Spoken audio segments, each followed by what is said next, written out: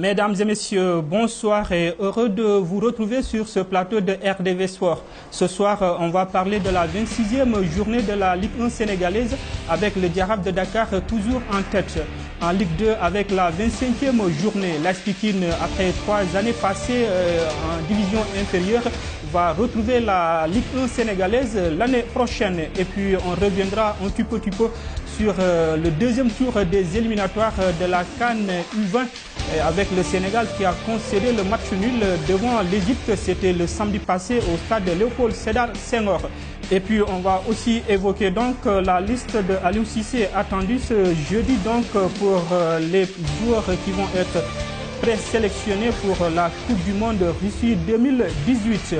Et puis on va aussi parler du basketball avec la 18e journée du national en féminin, toujours dominée donc par le peloton de tête Duc Saint-Louis Basket Club et l'AS Ville de Dakar. Mais derrière, l'ISEC et Debaloc sont en train de faire leur place pour essayer de se maintenir dans l'élite. Et puis on parlera également de l'Open international de Dakar, c'est en pétanque, avec la première édition remportée par les Malgaches qui ont dominé la France et le Sénégal qui a terminé donc à la 3e place. On va aussi parler donc du tournoi interbancaire qui a été remporté par la CBAO devant la BOA. Pour analyser et commenter tout cela, nous avons comme invité sur ce plateau M. Ibrahima Ndiaye, secrétaire général du tournoi Interbank Assurance. Bonsoir M. Ndiaye. Oui, bonsoir Omar et merci beaucoup pour l'invitation. Et puis à ma droite, on a un jeune confrère, Moustapha Sadio. Bonsoir. Bonsoir Omar. Un confrère de la radio-télévision sénégalaise RTS. Merci pour cette invitation. Et le développement dans un instant.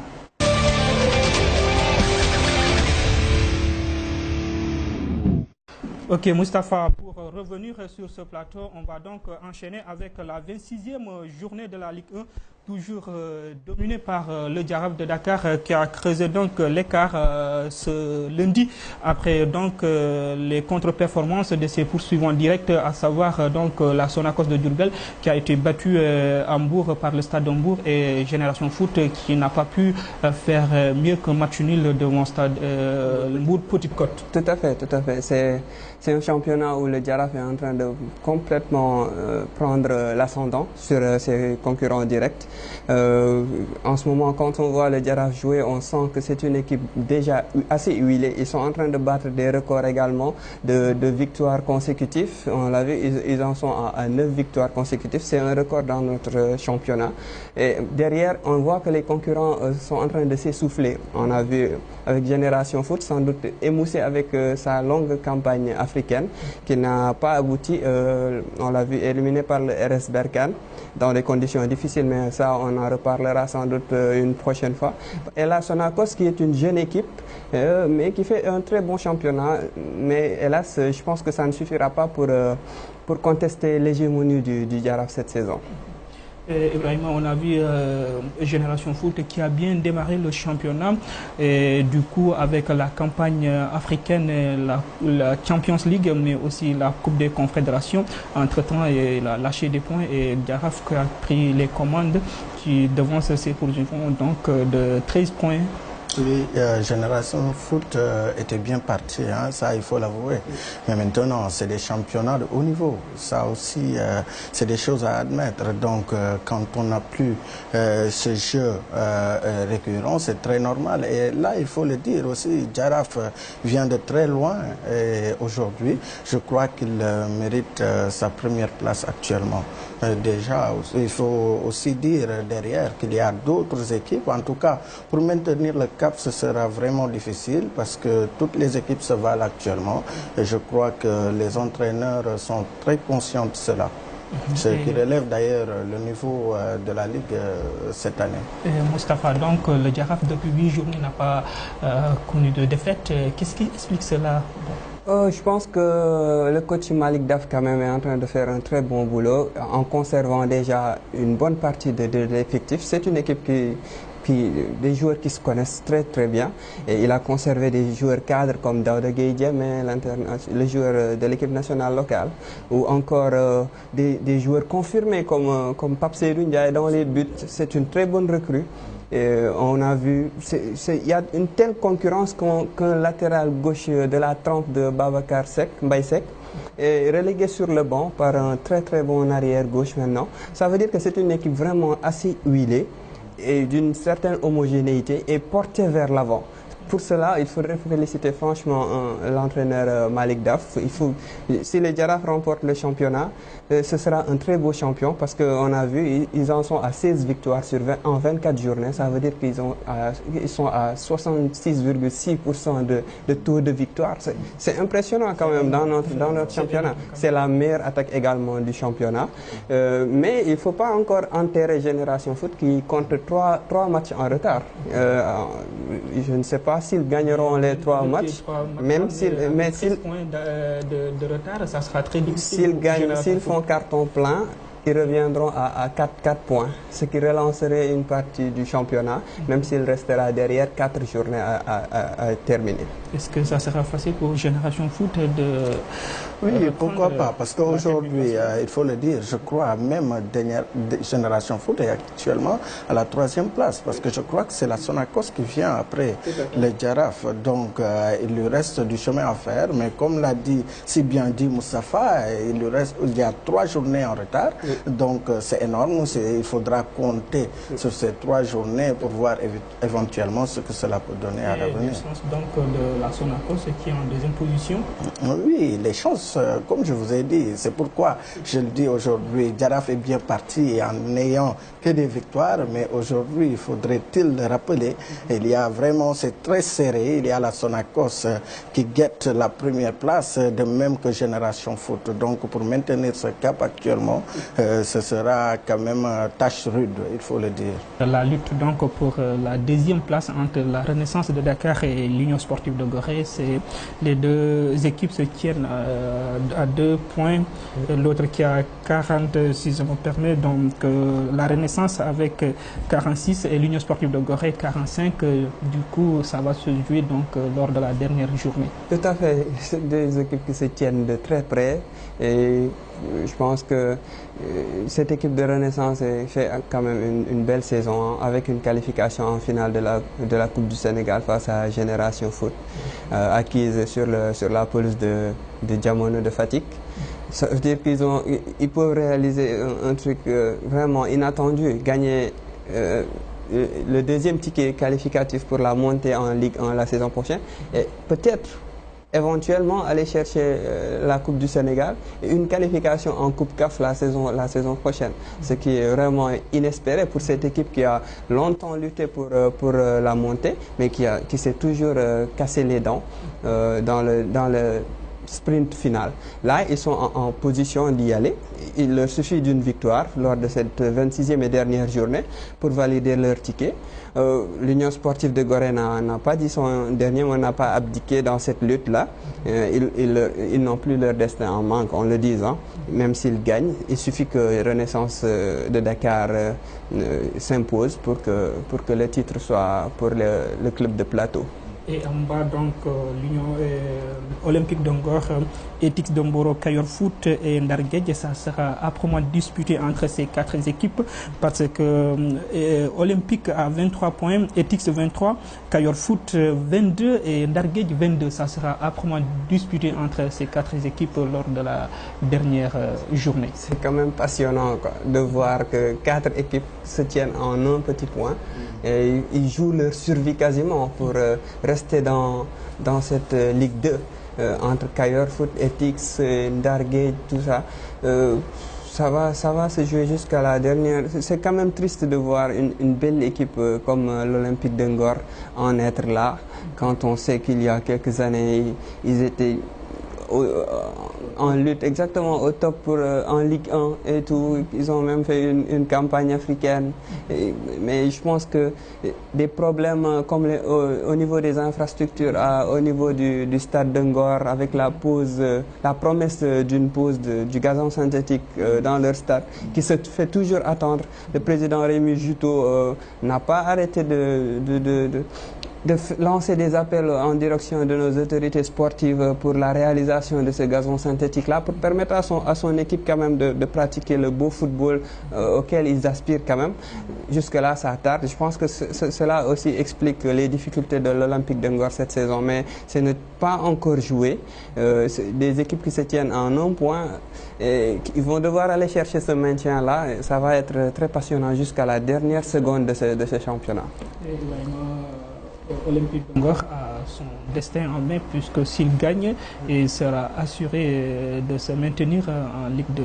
Oui, il faut le dire, hein, mais je crois que ces 4 équipes, et aujourd'hui, tout le monde peut passer, parce qu'à un point, c'est vraiment, c'est jouable, mais espérons en tout cas, parce que l'Olympique de Ngor, quand même, nous a régalé de beaux jours. Et puis, on va enchaîner avec les éliminatoires de la CAN U20 Niger 2019, avec les Lionceaux qui ont été tenus en échec par l'Égypte 0 but partout. C'était ce samedi au stade Léopold Sédar Senghor. On va donc suivre l'élément avec les réactions des 2 coachs, Youssoupha Dabo et le coach égyptien, et revenir sur ce plateau pour commenter.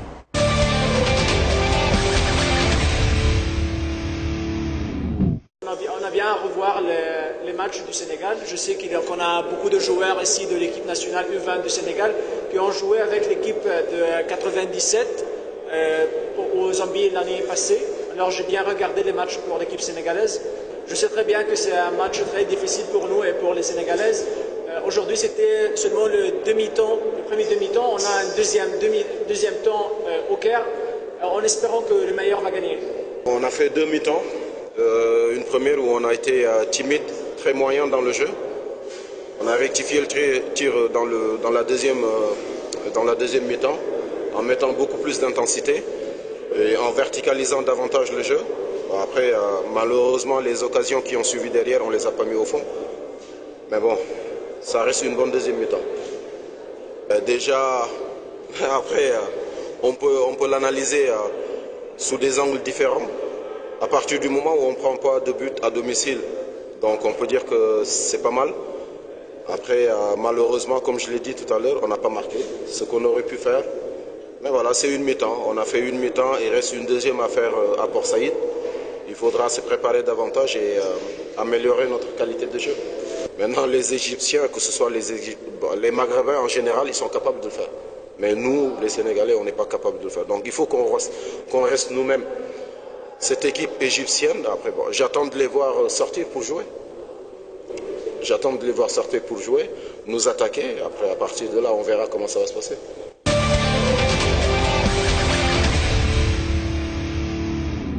Moustapha, vous étiez au stade le samedi passé. Les Lionceaux ont eu des problèmes pour venir au bout des pharaons égyptiens.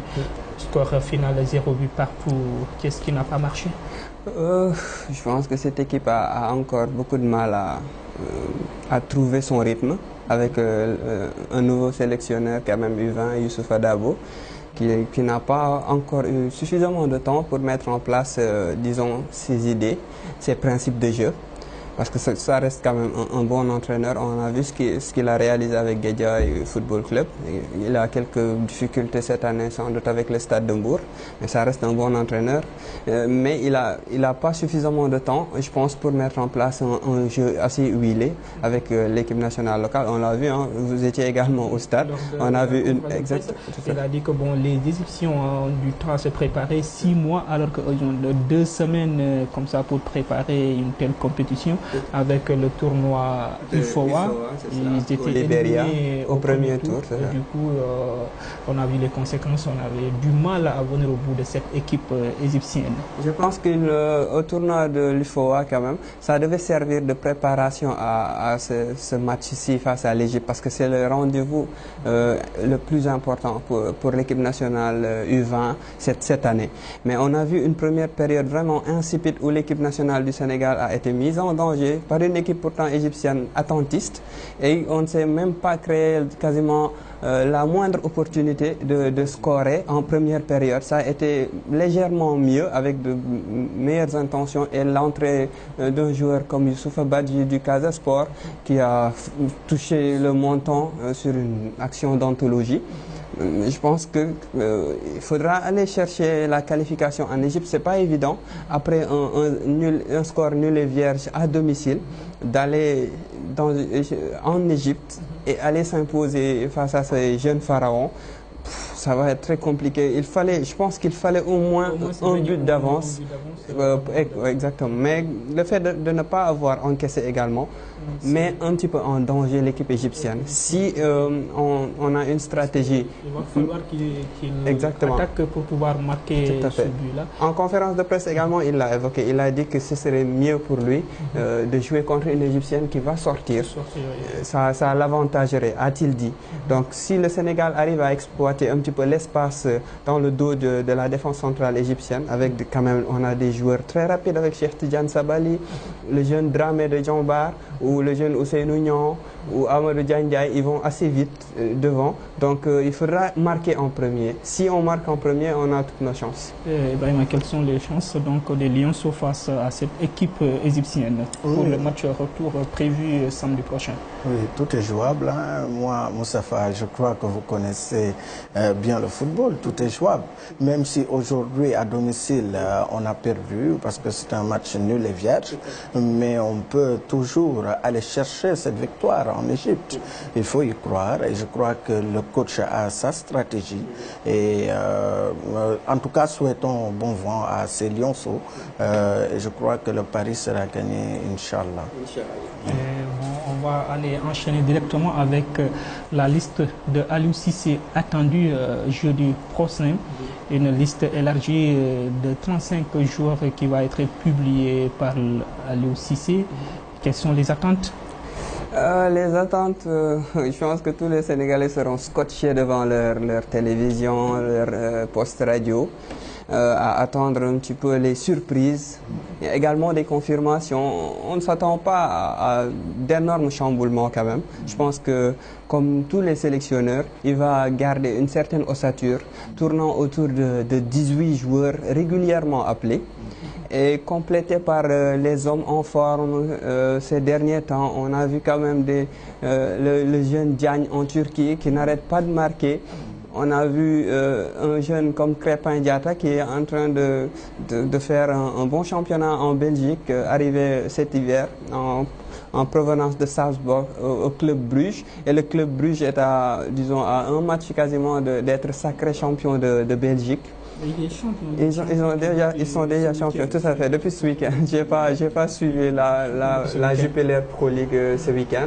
Donc ils sont champions. C'est vrai que j'ai vu qu'ils avaient 4 points d'avance. J'ai pas fait la relation. Donc lui, il est arrivé en janvier et il fait un bon championnat, déjà auteur de 7 matchs cette saison. Donc on s'attend à quelques surprises quand même. Mais on a eu vent quand même que des joueurs qui ont pourtant marqué des points dans les rendez-vous du mois de mars, comme Santingom, seront zappés de la liste. Ça, c'est quand même une surprise, je pense. Si on commence avec les portiers, donc il y a 4 gardiens qui pour 3 places. Khadim Ndiaye qui a peut-être une avance sur les autres. Alfred Gomis au niveau de l'Italia Spal, et il y a aussi Pape Sirou Ndiaye et Abdoulaye Diallo. Et on va se donner donc rendez-vous au point de presse de Aliou Cissé ce jeudi. Et on va enchaîner donc avec le basketball, avec donc la 18e journée du national en féminin. Et toujours c'est Duc, l'AS Ville de Dakar et Saint-Louis Basket Club qui dominent ce national. Comme disons les 3 ou 4 dernières années, depuis que l'AS Ville de Dakar également est revenu au premier plan, parce que le Duc Saint-Louis Basket Club ont toujours resté le haut du tableau. Disons ces 10 dernières années, ils se sont partagés les titres, que ce soit la Coupe du Sénégal, que ce soit le titre de champion du Sénégal. Maintenant, depuis 4 ans, on a vu la montée en puissance d'une équipe comme l'AS Ville de Dakar, bien coachée par Moustapha Gueye, l'ancien sélectionneur de l'équipe féminine de basket, et qui cette année pourtant a beaucoup plus de mal que les saisons passées. Par contre, c'est le Duc qui est revenu en force cette saison avec des recrues vraiment bling bling à la limite, parce que c'est des joueuses qui ont été aux États-Unis, qui ont rejoint cette équipe cette saison. Le Duc a gagné tous ses matchs cette saison. Ils sont vraiment impressionnants. Ils tournent à une moyenne ils mettent plus de 40 points d'écart aux équipes adverses, sauf peut-être leur match face à l'AS Ville de Dakar, Saint-Louis Basket Club. Sinon, toutes les équipes ont pris des branlées de la part des Duchesses. Saint-Louis Basket Club reste égal à lui-même. Cette équipe de Saint-Louis Basket Club reste égale à elle-même. Et un mot donc sur les deux promus, à savoir l'ISEG et Debaloc, qui ont validé leur ticket pour les playoffs. Tout à fait, c'est vraiment rafraîchissant de voir une équipe comme Derklé Basket Club qui en est à ce niveau-là, des promus qui ne font pas de complexe. Et ISEG, c'est pas très surprenant, parce que ISEG, c'est une équipe, cette école-là est en train d'investir énormément dans le sport, notamment dans le basketball. Ils ont même été champions du monde de basket à 3. 3 contre 3, plutôt champion d'Afrique. Ils ont été également au championnat du monde. Donc c'est une école qui est bien fournie en termes de joueurs de basket, de joueuses de basket, notamment des étrangers également, et qui font franchement un championnat honorable au vu de leur positionnement. On voit que c'est une équipe qui vient d'arriver pourtant dans l'élite du basketball féminin et qui ne fait pas de complexe. Ils seront sans doute dans les playoffs. Ils sont bien partis en tout cas, et Debaloc également. C'est très rafraîchissant parce qu'on a l'habitude d'entendre quasiment les mêmes équipes. Ville de Dakar, Saint-Louis Basket Club, Dakar University Club, Djaraf ou Asfo. Maintenant, on peut également évoquer des équipes comme ISEG et Debaloc. Ok, merci Moustapha d'être ici sur ce plateau pour commenter et analyser tous ces résultats. Donc, on va pouvoir vous libérer et retrouver notre invité pour parler donc du pétanque avec la la première édition Open International de Dakar qui s'est clôturée ce dimanche avec donc la victoire des Malgaches qui ont remporté le jackpot devant l'équipe de France et le Sénégal qui a terminé donc à la 3e place.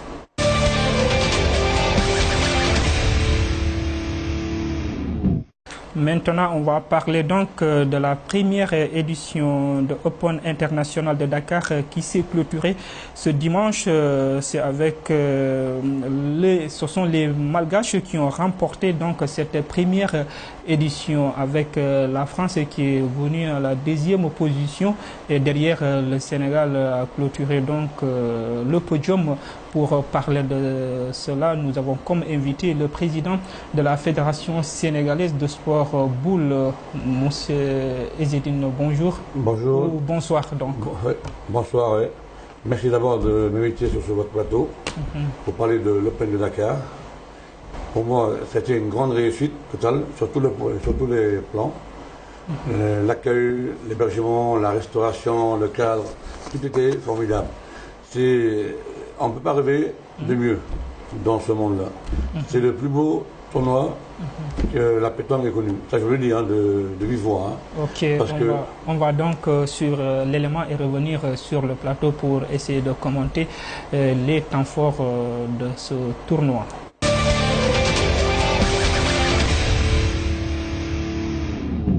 Comme vous le voyez, dans ce beau cadre de l'hôtel Diarama, avec une participation pour le premier Open, d'une environ vingtaine de pays, des grands joueurs qui sont venus de partout pour nous honorer le Sénégal. Et bilan positif aussi parce que le Sénégal, malheureusement, aussi a eu une équipe en demi-finale et ils ont perdu contre les champions du monde en titre et une équipe aussi en quart de finale. Bon, je dirais que bon, c'est bien pour ce premier Open. En espérant la prochaine fois faire mieux. C'est inadmissible de perdre une partie avec des grands joueurs comme Paragnaï, comme Philippal, comme Insa, qui mènent devant le Madagascar 10-2 et qui se font remonter et battre. C'est pas normal. C'est pas normal ça. Il y a eu un peu de show de la part de nos joueurs. C'est pour ça que les Malgaches nous ont remontés, nous ont battus, hein, finish. Hein. Voilà. La suite, que nous voulons faire, c'est pérenniser cet Open, pour le faire chaque année. Et je suis en train d'étudier pour le faire au mois de décembre. C'est le mois idéal pour faire ce tournoi-là.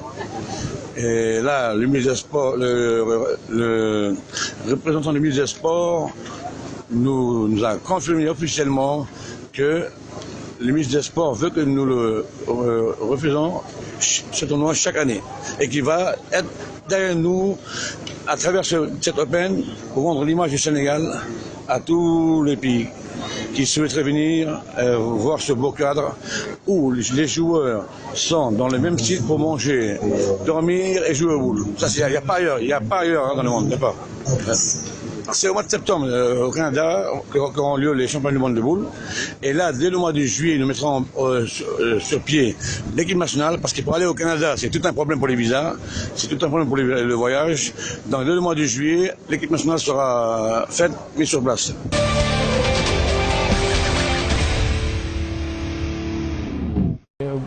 Président, quel est le bilan que vous avez tiré de cette première édition au Comme je disais tout à l'heure, c'est un bilan positif avec la participation d'environ 20 pays venus de partout, hein, donc avec des grands joueurs, les champions du monde en titre, les Malgaches, les vice-champions du monde en titre, les vice-champions du monde poisson malgache, le Bénin, et bien sûr les médailles de bronze.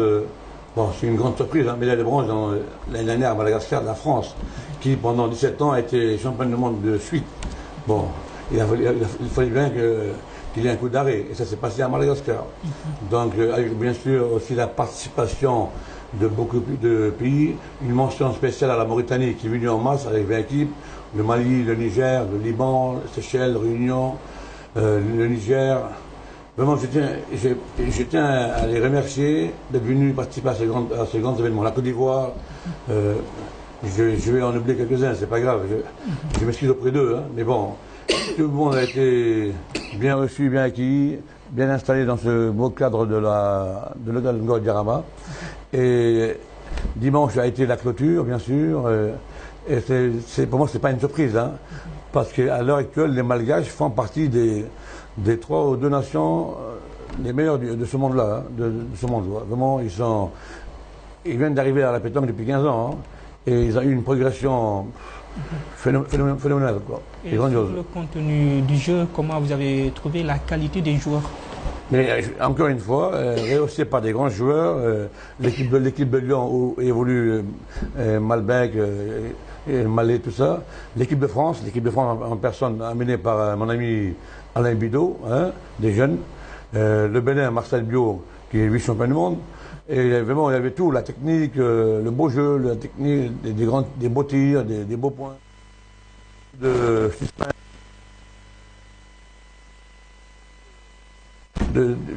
belles choses qui se sont déroulées pendant cet événement, quoi. Combien de joueurs ont eu à participer pour ce tournoi? Bon, pour ce tournoi, nous avons eu 110 équipes.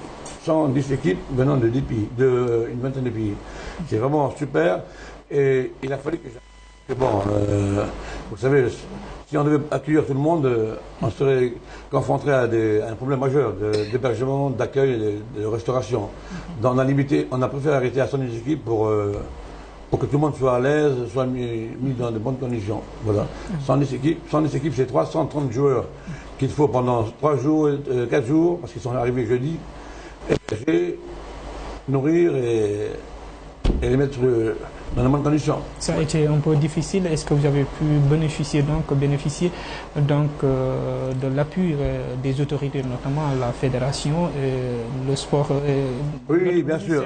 Bien sûr, on a bénéficié de l'apport du ministère des Sports, en attendant celle de la présidence, parce que c'est le haut patronage de notre président, M. Macky Sall. Et on a bénéficié aussi du ministère des Sports et bien sûr de mon ami et frère Daniel, le président du CNOS, qui nous a apporté aussi sa contribution. Le port aussi a réagi, vraiment le port a réagi. Et beaucoup je ne dirais pas de sponsors, mais c'est des bienfaiteurs, parce que vous savez, moi j'ai une triple casquette. Hein. Je suis dans la pétanque, je suis dans le football, je suis président de la Renaissance qui va jouer dimanche la finale de la Coupe du Sénégal. Et je suis aussi dans l'humanitaire, j'ai une fondation qui porte mon nom. Donc je ne dirais pas c'est des sponsors, c'est beaucoup plus des partenaires, des bienfaiteurs qui m'assistent annuellement, toute l'année, hein, dans mes actions humanitaires, que j'ai tenu à travers ces banderoles, vous avez vu, les remercier, quoi. Voilà. En attendant que les autorités aussi de ce pays réagissent, quoi. Qu'est-ce que vous comptez réellement faire pour essayer de pérenniser ce tournoi? Ben là, ce que je peux vous dire, c'est que mes bienfaiteurs partenaires, eux, m'ont donné leur accord pour pérenniser ce tournoi. Et bien sûr aussi, M. Ndao, le directeur de cabinet du ministre des Sports, m'a donné son accord officiel venant de la part du ministre des Sports pour me dire que le ministre des Sports tient à ce que ce soit inscrit sur le calendrier international de la FIPJP. Donc j'aurai leur appui total parce que je tiens à faire de cet Open le plus grand Open du monde. Parce que c'est l'Open du 11 au 13 mai. C'est le plus grand. Hein. Il n'y a pas ailleurs en point de vue restauration, hébergement et prime. Il n'y a pas ailleurs dans ce monde. Il n'y a pas. Et je tiens à agrandir cet événement-là pour que le Sénégal, Dakar, soit vraiment la capitale de la pétanque. Et qui dit la venue de pays étrangers fera du bien aussi au tourisme, à notre tourisme. Voilà. Donc l'année prochaine aussi, le tournoi aura lieu ici à Dakar ou bien? Oui, à Dakar, parce que vraiment, le Ngor Diarama, comme vous l'avez constaté hier, il y a la mer à 5 mètres, il y a le terrain de boule, il y a les tribunes. Et derrière vous, il y a l'hôtel. Que demander de plus? Tout le monde est dedans, tout le monde est au même endroit. Donc il n'y a pas plus beau que ça. Quand nous allons à un mondial, quand nous partons à un championnat du monde de boules, le soir, si nous sommes 30 pays, nous sommes divisés par 5 pays. Et c'est fini, quoi. On est ensemble seulement la journée. Alors que là, tout le monde est au même endroit. Tous, sans exception. C'est beau. Donc voilà, donc ce sera à Ngor Diarama, Inch'Allah, toujours. Et le Sénégal va participer à ce mondial de sport? Oui, c'est au Canada, au mois de septembre. Mais vous savez, pour aller au Canada, d'abord pour les visas, c'est un problème. C'est loin. Donc c'est pour ça qu'on va rapidement tenir une réunion pour mettre sur place l'équipe nationale avant le mois de juillet. Comme ça, on aura devant nous 2 mois pour faire notre démarche sur le plan administratif, quoi. Et voilà. Vous comptez amener exactement combien de boulistes? Non, vous savez, pour participer à un mondial, vous passez d'abord par le tour qualificatif des championnats d'Afrique. Et c'est seulement les 10 premiers pays qui sont les 8 du premier au quart finaliste, plus 2, qui sont qualifiés pour le mondial. L'Afrique a droit à 10 places, l'Europe a droit à 18 ou 20. Tu vois, c'est limité, quoi. L'Asie, l'Océanie, tout ça, l'Amérique. Donc, on a droit à une équipe seulement. 3 joueurs, un entraîneur et un coach. Et le SG, voilà. Mais 3 joueurs, un entraîneur. Un en passant. Et vous allez débuter donc ces éliminatoires quand est-ce? Non, ça y est, on s'est qualifié l'année dernière. Ok. Ça, les années impaires, c'est qualificatif pour le mondial. Et chacun joue le champion d'Afrique, champion d'Europe. Voilà, on s'est qualifié, on a pris 5e en Tunisie, et qui a permis de gagner notre billet pour le mondial du Canada. Voilà. Et lors de ce Open international, vous avez été honoré donc par la Fédération française de sport bouliste. Ben, à ma grande surprise, j'étais honoré, très touché par le geste de M. Alain Bidot, entraîneur national de l'équipe de France, qui lui aussi a été 2 fois champion du monde dans les années passées. Vraiment, je tiens à remercier la Fédération française pour ce beau geste pour cette médaille d'honneur, médaille d'honneur au nom de la Fédération française de pétanque. Vraiment, ça me va droit au cœur. Et bon, c'est ma 3e médaille d'honneur que je reçois dans ma vie. Hein. Donc, après celle de SES Village, celle des pompiers du Liban, voilà ma 3e médaille d'honneur. En 30 ans, c'est pas mal. Hein. Oui, merci à... Félicitations donc, merci à monsieur Debois, le président de la Fédération française. Voilà. Et un mot sur ça, Ibrahima? Oui, peut-être la pétanque, je dirais que je l'ai une fois fait, mais à la vieille ville, à Saint-Louis, quand j'étais tout à fait jeune. C'est un sport d'ailleurs, on jouait ça pratiquement, comment on l'appelle, le mois de Ramadan. On jouait beaucoup de la pétanque, mais quand même, ça fait 10 ans que je ne l'ai plus pratiqué. Ah bon? Mais on va vous inviter. Vous êtes passionné. On va vous inviter alors. Je vais vous inviter encore. Et pour terminer aussi, vraiment, je tiens à remercier vraiment la police, l'armée, la gendarmerie, surtout mon ami le DSP, qui m'a mis en rapport avec l'armée pour les tribunes, les gradins, tout ça. Et vraiment, merci pour tout, mes bienfaiteurs et toute l'équipe qui m'a accompagné. Voilà. Ok, merci. C'est moi qui vous remercie. Et merci à la RDV aussi. Et merci d'avoir répondu à notre invitation sur ce plateau de RDV Sport. On va donc enchaîner avec le tournoi Interbank Assurance 4e édition. Monsieur Ndiaye, vous êtes le secrétaire exécutif de ce tournoi. Et c'est la CBAO qui a remporté le trophée devant la BOA. Oui, voilà, pour en revenir au tournoi Interbank Assurance de cette saison, cette année c'était la 4e édition. Effectivement, c'est la CBAO qui a remporté ce tournoi face à la BOA par le score d'1-0. La BOA qui n'a pas démérité parce que on le dit, on peut le rappeler, ça fait quand même 4 ans que la BOA soit est en demi-finale ou en quart de finale. Donc c'est une équipe constante, bien organisée, mais malheureusement qui n'a jamais pris le trophée royal. Et cette année, c'est la CBAO qui a surpris tout le monde avec sa 2e participation et remporté. Il y avait beaucoup d'autorités quand même, on le rappelle, et beaucoup de supporters. C'était un match plaisant avec notamment la couverture médiatique de la RDV, qu'on remercie au passage. C'était une rencontre avec les confrères, avec les assureurs, et c'était vraiment magnifique. Et qu'est-ce que vous cherchez à travers ce tournoi?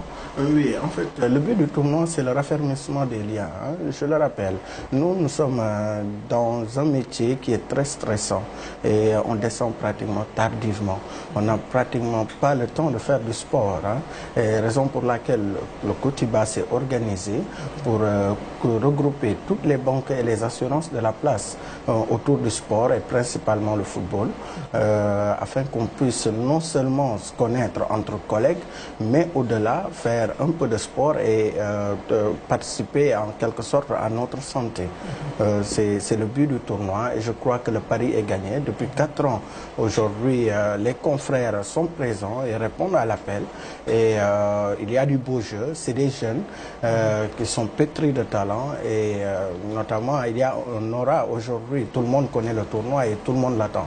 Et ça, nous ne faisons que remercier les membres du Cotiba, mes collègues atypiques qui n'ont pas lâché depuis le début. Ok, on va aller sur l'élément et revenir sur ce plateau pour continuer de commenter sur ce tournoi 4e édition.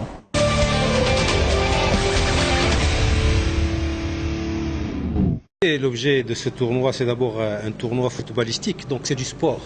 Et donc le sport, chez nous, les banquiers ou les assureurs, c'est exactement la même chose qu'ailleurs. C'est des moments de fraternité, de camaraderie et de pouvoir, je dirais, se défouler tout simplement et atteindre un équilibre physique et mental qui soit au top et qui nous permet d'être mieux nous-mêmes individuellement et mieux dans nos familles, avec nos amis et dans notre travail aussi. C'est aussi simple que cela. Oui, mais vous savez, je dirais dans la deuxième mi-temps, plus d'espace vont se créer, les physiques vont être un peu plus éprouvés, les opportunités vont être plus nombreuses.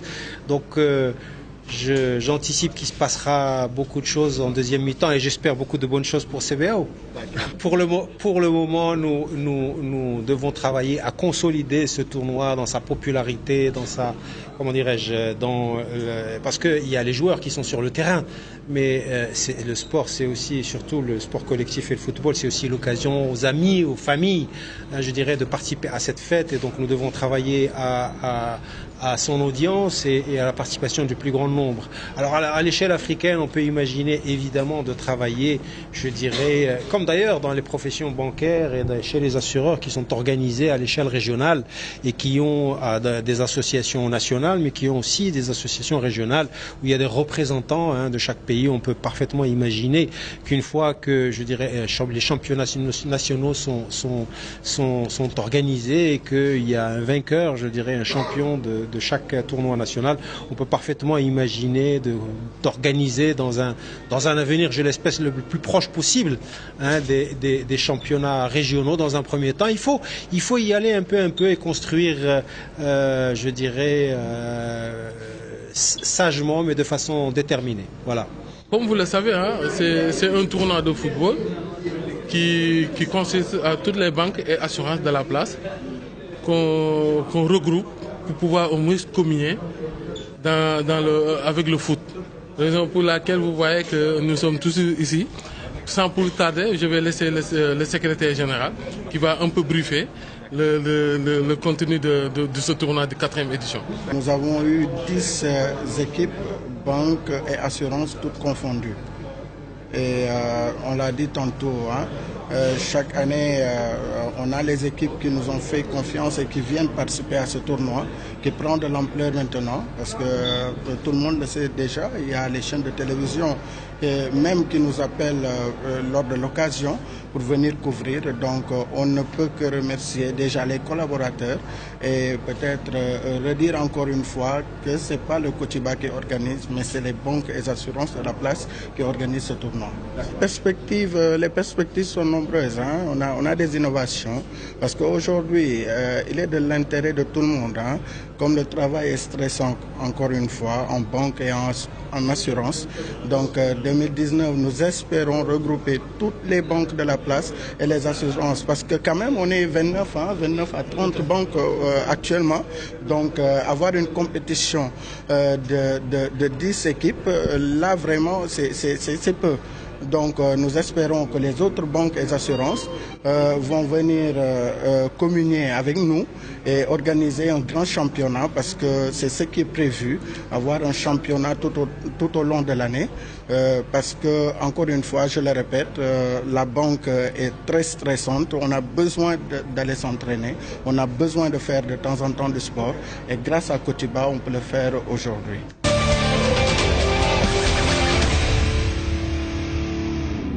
Mais Monsieur Ndiaye, donc combien d'équipes ont participé à ce tournoi? Oui, pour cette année, nous avons eu 10 équipes banques et assurances, toutes confondues. Mais je lance un appel aujourd'hui devant cette chaîne pour demander aux autres confrères de rejoindre ce tournoi qui est très important. Parce qu'aujourd'hui, cette année, on a eu 10 équipes banques et assurances confondues, mais on attend toujours, parce qu'aujourd'hui, on voudrait faire un championnat pour toutes les banques et assurances de la place qui va se dérouler tout au long de l'année. Donc c'est un appel solennel aux autres équipes de la place, parce que quand bien même, il faut le rappeler, on a minimum 29 banques de la place et une dizaine d'assurances. Donc si toutes ces formations rejoignent, on pourra même ressortir une équipe qui va aujourd'hui représenter le monde financier dans la Ligue professionnelle de football sénégalaise. Et donc, vous interpellez donc ainsi le ministère des Sports? Oui, bien sûr. D'ailleurs, on lui a envoyé une invitation. On sait bien que très chargé, mais je reconnais que c'est un monsieur qui est vraiment disponible, hein, qui est à l'écoute de tout le sport, que ce soit du football, que ce soit les autres disciplines. Mais je crois qu'il était ce jour même en une rencontre au niveau de Fatick, d'après ce que j'ai reçu comme information. Mais je sais que s'il avait le temps, il allait venir rejoindre le Kotiba. Et d'ailleurs, il est prévu d'aller le rencontrer bien après le Ramadan pour discuter aujourd'hui de Kotiba et de ses fondements et vraiment de l'esprit en tant que tel. Autre chose que je voudrais aussi dire, on a eu quand même quelques problèmes au début de ce tournoi. Il y a la FFS, hein, la Fédération sénégalaise des sports travaillistes, FFST, qui nous demande cette année, qui nous a demandé des frais d'affiliation, alors que le Kotiba est une structure autonome et indépendante qui est régie par l'État sénégalais. Hein, il faut le dire. Et nous n'avons pas compris parce qu'il y a eu des menaces pour arrêter le tournoi Interbanque Assurance. Finalement, nous avons demandé aux autres équipes de cotiser chacun 50 000 de plus pour des frais d'affiliation. Nous avons eu à le rencontrer, bien évidemment, pour lui demander où allaient ces sous, qu'est-ce que ça pourrait rapporter au tournoi. Mais malheureusement... Ces menaces viennent de qui? Oui, je peux me permettre de taire le nom, mais c'est le président de la FFST, hein, actuellement, oui, voilà, qui demande soi-disant des frais d'affiliation. Et on nous a envoyé une lettre de menace pour demander la suspension du tournoi tant que ces sommes ne sont pas versées. Aujourd'hui, je le dis sur plateau parce que j'ai eu beaucoup d'interventions des équipes participantes qui m'ont demandé, même la dernière fois lors de la finale, de dire ça devant les caméras. Mais je leur ai dit, n'ayez crainte, on aura l'occasion au plateau de discuter et de dénigrer cela. Raison pour laquelle on s'est organisé. Il y aura chaque représentant de banque et assurance pour aller voir le ministre et discuter de ce point qui quand même nous devons régler au plus vite avant la prochaine édition. Est-ce que vous êtes prêt donc à rejoindre le camp? Oui, en fait, le problème, c'est pas rejoindre le camp. Le problème, c'est qu'est-ce qu'a fait la FFST depuis qu'elle est créée. Voilà, c'est ça le hic. Parce qu'aujourd'hui, on a demandé des questions de part et d'autre. Hein. Il ne s'est jamais prononcé, il n'est jamais venu voir le comité, il n'est jamais venu voir les banquiers et les assureurs. Mais tu sais, on est au Sénégal. Quand quelque chose roule, il faut vraiment aller maintenant les voir. Mais si aujourd'hui le tournoi n'avait pas en aura, c'est sûr qu'on ne le verrait pas. Mais depuis l'année dernière, ils nous taclent. Bon, on a essayé de gérer et comme on a reçu des menaces d'arrêt du tournoi par un arrêté préfectoral soi-disant, on est parti dialoguer et les équipes ont communié et donné ce 50 000. On a dit, OK, pour cette année, on va laisser passer.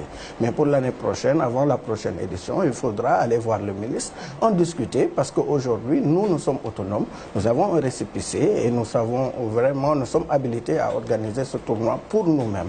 Ok, Président, mon point de vue sur cette question?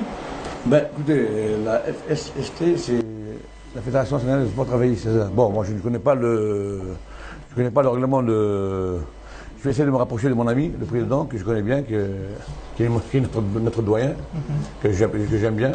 Je vais lui poser la question, lui demander, pour essayer de voir ça plus clair. Voilà.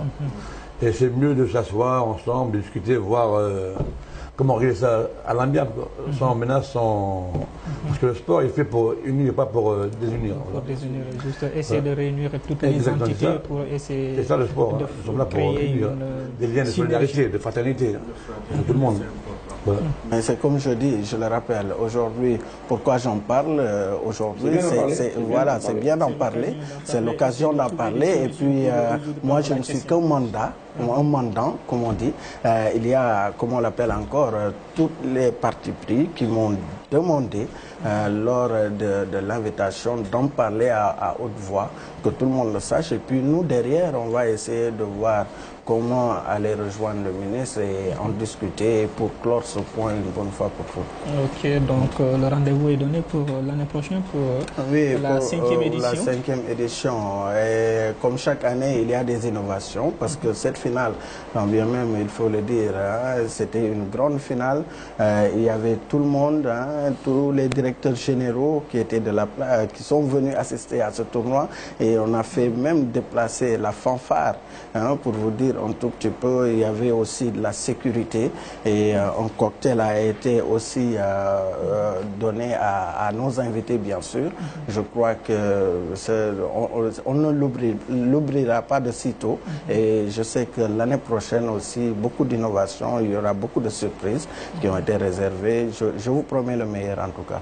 Merci M. Ndiaye et bonne continuation dans c'est moi qui vous remercie. Et Président, vous êtes également le président de la Renaissance de Dakar, oui, en Ligue 2 qui est en train de jouer donc pour la montée en Ligue 1 et vous êtes deuxième derrière Pikine qui a validé son ticket donc pour la L1 l'année prochaine. Oui. Et il reste une journée pour essayer de prendre ce ticket. Oui. Alors juste avant de répondre, je vais juste revenir sur je m'excuse sur le PEN parce que je tiens à remercier le président de la Fédération internationale, M. Azema, qui m'a fait l'honneur, nous a fait l'honneur de venir à Dakar en tant que président de la Fédération mondiale, avec sa double casquette de président et de joueur. Il a participé au tournoi. Okay, remercier aussi M. Amoudi pour les beaux terrains qu'il nous a offerts. Remercier les gens qui m'ont fait les Rouda Bourgi et Maubourgi et Walid Ezine. Merci beaucoup. Maintenant, pour venir au football de la Renaissance, effectivement, ce dimanche, la Renaissance est à 90 minutes du bonheur. Nous allons jouer la finale de la Coupe du Sénégal contre Génération Foot, qui a joué 3 ou 4 mois la Coupe d'Afrique. C'est un grand match, donc c'est un bonheur pour les joueurs, c'est un bonheur pour le président, pour le staff, de se retrouver au stade de l'amitié ce dimanche-là. Et je sais que mes joueurs seront motivés pour vraiment gagner ce trophée qui nous a fui il y a 7 ans, Inch'Allah. Maintenant, pour la montée en Ligue 1, encore une fois, nous sommes aussi à 90 minutes du bonheur, parce que nous sommes deuxième. Pikine premier, et Renaissance deuxième, et troisième, bien sûr, mon ami et frère, Augustin Senghor. Ils sont à 1 point de nous. Donc nous, on ne doit pas regarder que fera Gorée contre Pikine. Beaucoup de gens pensent à autre chose. Hein. Bon, non, moi je connais le personnage Maître Senghor. C'est pas un homme qui rentre dans ces trucs d'abord. Notre avenir est entre nos mains. Vous avez donc votre entre nos pieds, pas de moi, de nos joueurs. Gagner pour gagner. Gagner, ne même pas penser au match de Pikine-Gorée. Il faut juste gagner. Et si on gagne, on est en Ligue 1. Ça sera contre qui? Contre Yego. Yego, ça sera quand? Ben, là, on joue dimanche à la Coupe du Sénégal. J'ai appelé ce matin de qui de droit pour leur dire que si on joue dimanche à la Coupe du Sénégal, on ne peut pas jouer jeudi, 4 jours après. Donc il faudra reporter au moins de 24 heures notre... Voilà, j'attends juste la réponse. Parce qu'il faut qu'on soit en forme pour le dimanche et pour la montée aussi. Mais ce qui est sûr que moi, la montée est plus importante que la Coupe du Sénégal. Donc vous misez plutôt sur la Coupe du Sénégal, c'est ce dimanche. La montée, c'est 26 journées. C'est 6 mois de sueur, de bonheur, de tristesse, voilà. Et venir le gaspiller. Voilà. Et je sais que mes joueurs, ils en sont conscients, surtout que ils seront bien primés pour ces deux événements-là. Très très bien primés, ça je le garantis. Hein. Prime combien, par exemple? Ben, minimum, pour tout, la montée et la Coupe du Sénégal, c'est minimum 10 millions CFA. 10 millions chaque joueur. Hein? Non, arrêtez. Pas de joueur. Nous ne sommes pas les banquiers, nous. Pour tout le staff technique? Au moins 10 millions, oui, au moins 10 millions, minimum. 1 million. Et comment vous préparez cette finale?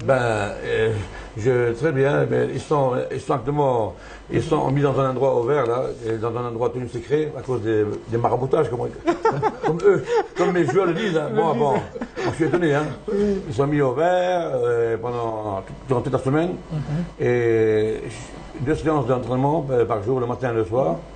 Et je sais que le jour J, ils seront là. Ils feront honneur à la Renaissance.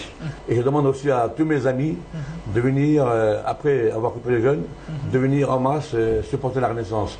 Surtout les gens de Dakar Plateau, bien sûr. Hein. Un mot sur cette finale qui aura lieu dimanche, Génération Foot, Renaissance de Dakar. Oui, les dés ne sont pas encore joués, hein, ça il faut le dire. Je crois que tout à l'heure, bien avant son arrivée, on en a discuté et je crois que c'est très serré, mais on souhaite bonne chance à la Renaissance. Merci beaucoup. Mais je voudrais aussi rajouter, hein, je ne l'ai pas fait, mes remerciements aux directeurs généraux, surtout le parrain, le directeur général de la CBAO et de la BOA. Hein, notre marraine aussi, Madame Amindia Isso, directrice générale de UBA Sénégal. Nous remercions aussi tous les invités, nos acolytes, hein, comment on l'appelle encore, le comité Kotiba, à savoir M. Lamine Bahoum, M. Babacar Kamara et M. Dam Meng. Donc il faudra quand même les remercier parce qu'ils ont fait un énorme travail pour la réussite de cette 4e édition. Et nous remercions bien évidemment RDV pour cette invitation et cette relation fructueuse depuis des années. Et merci, nous sommes donc arrivés en termes de cette émission. RDV Sport, merci Président d'être là ce soir avec nous. Rapidement là. Je reviens juste dire à ton Excellence, Monsieur le Président de la République, Monsieur Macky Sall, que nous sommes tous les enfants du Sénégal. Comme il l'a fait la veille du match d'Amano de Fatigue contre la Renaissance, où il avait offert 10 millions de CFA à son équipe, bien vrai qu'il est natif de la Fatigue, que nous aussi, nous sommes les enfants du Sénégal aussi, hein, de penser à nous aussi. Hein.